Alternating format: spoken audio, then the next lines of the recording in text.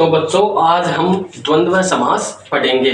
तो द्वंद्व समास की परिभाषा ये है, जिस समस्त पद में दोनों पद प्रधान हो तथा उनके बीच में और अथवा या शब्द का लोप हो गया हो उसे द्वंद्व समास कहते हैं। देखते हैं जैसे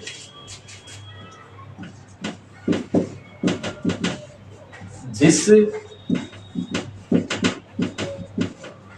समस्त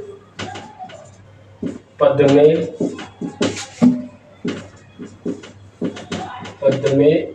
दोनों जिस समस्त पद में दोनों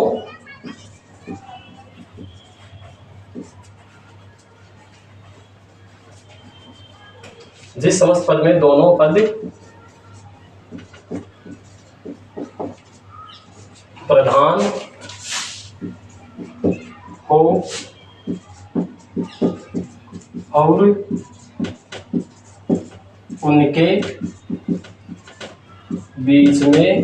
अथवा या शब्द का लोप हो गया हो उसे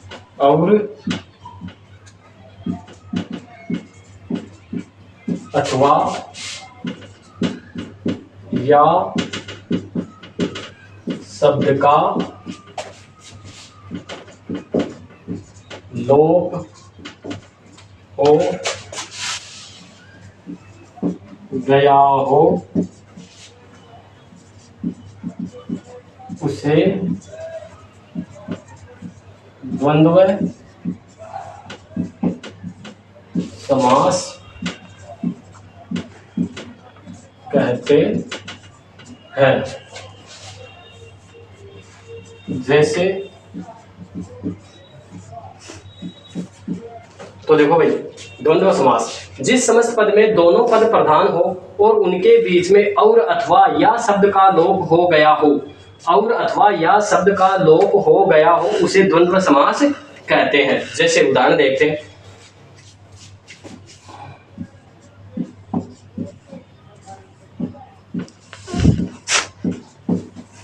माता पिता, माता और पिता।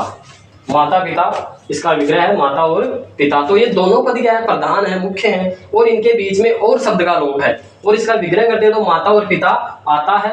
तो इसमें यहाँ और शब्द हमने लिख दिया है, तो ये और शब्द आने से यहाँ पर द्वंद्व समास है। अर्थात कहने का भाव ये है कि माता पिता जो है वो दोनों पद प्रधान है और इनके बीच में और शब्द है। जैसे यहाँ विग्रह करते समय हमने और लिख दिया है, तो इस वजह से माता और पिता जो है उसके अंदर द्वंद्व समास है। अगला उदाहरण,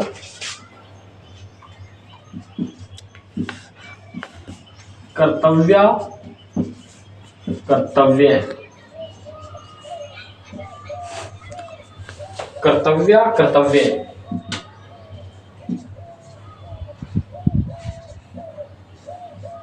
कर्तव्य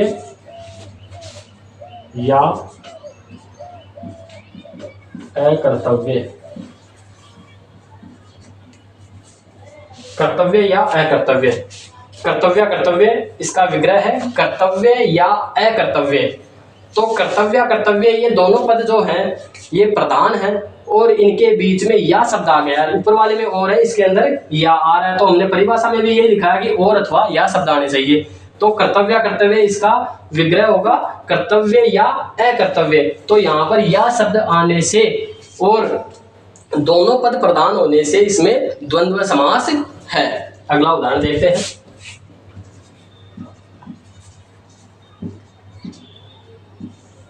25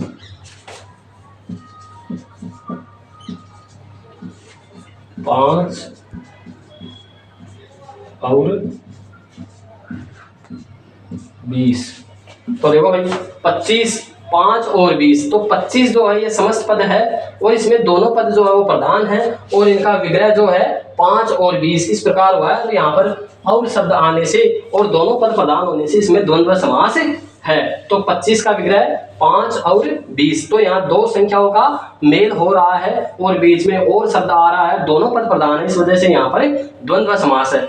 अब समझने वाली बात है कि कई बच्चे कंफ्यूज होते हैं, जैसे कि द्विगु समास में भी क्या है संख्यावाची पद आते हैं और इसमें भी ये संख्यावाची आ रहा है, तो तो इनको किस प्रकार समझे, तो इसका समझने का एक सरल तरीका ये है कि 1 से लेकर 10 तक संख्याएं और 10 से भाज्य संख्याएं जैसे 20, 30, 40, 50, 60, 70, 80, 90, 100 ये संख्याएं जहां पर आती है वहां पर तो द्विगु समास होता है।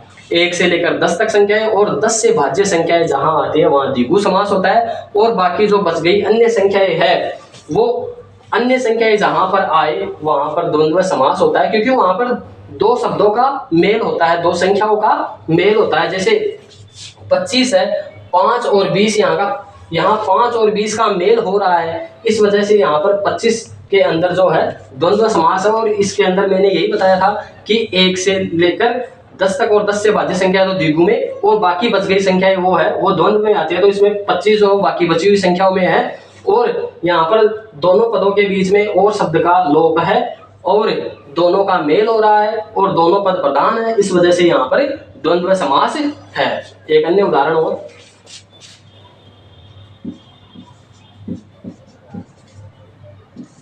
11 है, 1 और 10। तो देखो 11 है, इसका विग्रह करते हैं तो 1 और 10, तो यहाँ पर 1 और 10 का मेल हो रहा है, तो दो संख्याओं का मेल हो रहा है और बीच में और शब्द आ रहा है और दोनों पद प्रधान है, इस वजह से क्या है यहाँ पर द्वंद्व समास है। अगला देखते हैं एक सरल उदाहरण।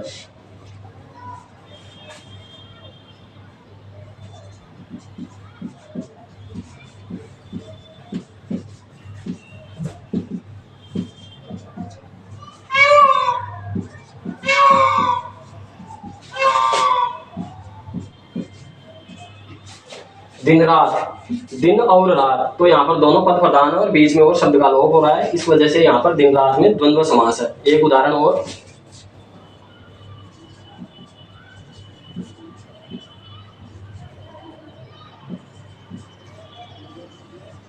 अहरनिश,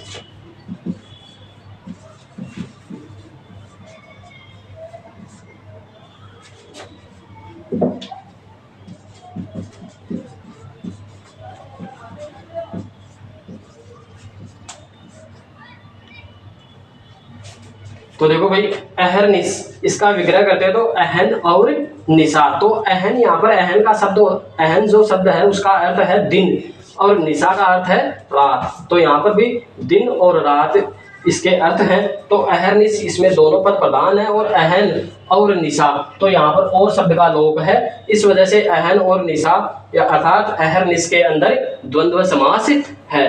ठीक है, धन्यवाद, बाकी कल पढ़ेंगे।